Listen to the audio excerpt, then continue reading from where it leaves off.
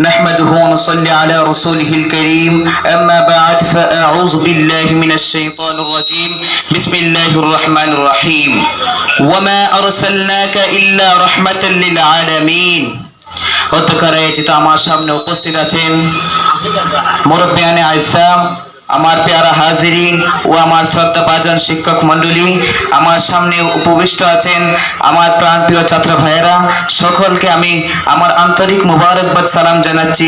আসসালামু আলাইকুম ওয়া রাহমাতুল্লাহি ওয়া বারাকাতুহু। চলুন আমরা একটু ইতিহাসে ফিরে যাই। হযরত মুহাম্মদুর রাসূলুল্লাহ সাল্লাল্লাহু আলাইহি ওয়াসাল্লাম এই দুনিয়াতে আসবার পৃথিবীটা আগে কেমন ছিল?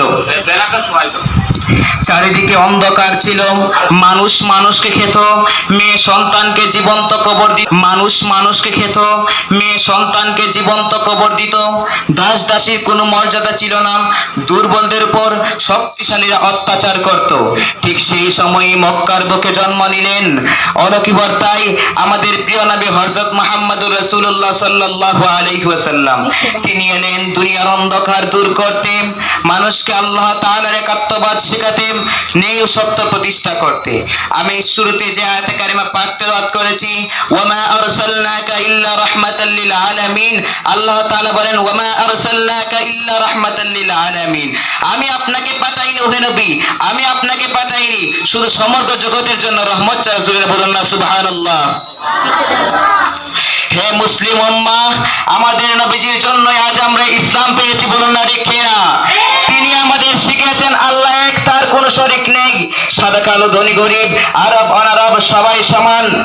নারীকে তিনি দিয়েছেন মর্যাদা, মা হিসেবে জান্নাতের দরজা বানিয়েছেন।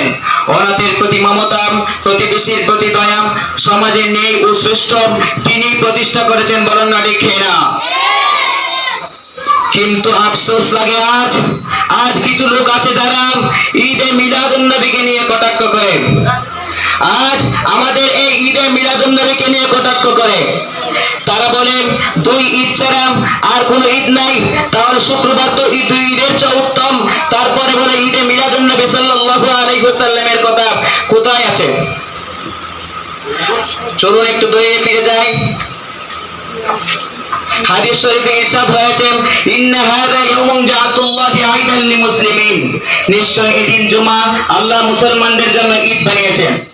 কেন ঈদটা কেন? এই তারা বলে ঈদে মিলাদুন নবী, এটা বলা যাবে না। ঈদটা কেন? ঈদ মানে খুশি, ঈদ মানে খুশি। আমাদের যদি কোনোদিন একটা খুশির সংবাদ আসে, আমরা বলি আজকে আমাদের জন্য ঈদের মতো দিন, আমরা আজকে আমাদের জন্য ঈদ, আমরা এক কথা বলি। ঈদ মানে হলো খুশি। শুক্রবারটা দুই ঈদের চেয়ে উত্তম হলো কেন? অনেকের মনে প্রশ্ন থাকতে পারে, শুক্রবারটা দুই ঈদের চেয়ে উত্তম হলো কেন? কারণ এই দিন আদম আলাইহিস সালামকে আমার আল্লাহ তাআলা পৃথিবীতে প্রেরণ করেছিলেন। আদম আলাইহিস সালামকে এই দিনই আল্লাহ তাআলা জান্নাত থেকে বাহির করেছিলেন। তাহলে আদম আলাইহিস সালামকে সৃষ্টি করার কারণে এই শুক্রবারটা দুই ঈদের চেয়ে উত্তম হয়েছে, দুই ঈদের চেয়ে উত্তম হয়েছে। তাহলে আমাদের নবী হযরত মুহাম্মদুর রাসূলুল্লাহ সাল্লাল্লাহু আলাইহি ওয়াসাল্লাম আদম আলাইহিস সালামের চেয়ে উত্তম। যিনি না আসলে এই পৃথিবীর কুল কায়নাতের কিছুই হতো না। রাহমাতুল লিল আলামিন সাইয়্যিদুল মুরসালিন হযরত মুহাম্মদ রাসূলুল্লাহ সাল্লাল্লাহু আলাইহি ওয়াসাল্লামের জন্মদিন আমরা বলবো সকল ঈদের সেরা ঈদ ঈদে মিলাদুন নবী সাল্লাল্লাহু আলাইহি ওয়াসাল্লাম, বলেন না ঠিক না? সকল ঈদের সেরা ঈদ হলো আমাদের স্লোগান থাকবে, সকল ঈদের সেরা ঈদ ঈদে মিলাদুন নবী সাল্লাল্লাহু আলাইহি ওয়াসাল্লাম।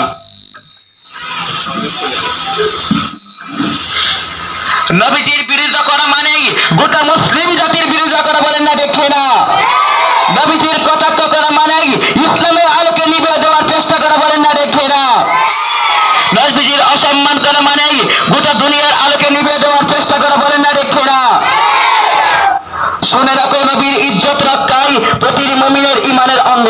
রাসূল সাল্লাল্লাহু আলাইহি ওয়াসাল্লাম বলেছেন, কেউ প্রকৃত ঈমানদার হবে না যতক্ষণ না আমি, তার রাসূল সাল্লাল্লাহু আলাইহি ওয়াসাল্লাম বলেছেন, তার কাছে আমি তার পিতা, সন্তান এবং সব মানুষের চেয়ে প্রিয় হব।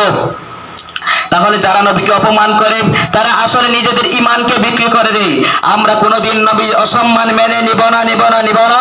আমরা নবীর নামে হুঙ্কার দেব, গর্জন দেব, তুলব ইনশাআল্লাহ।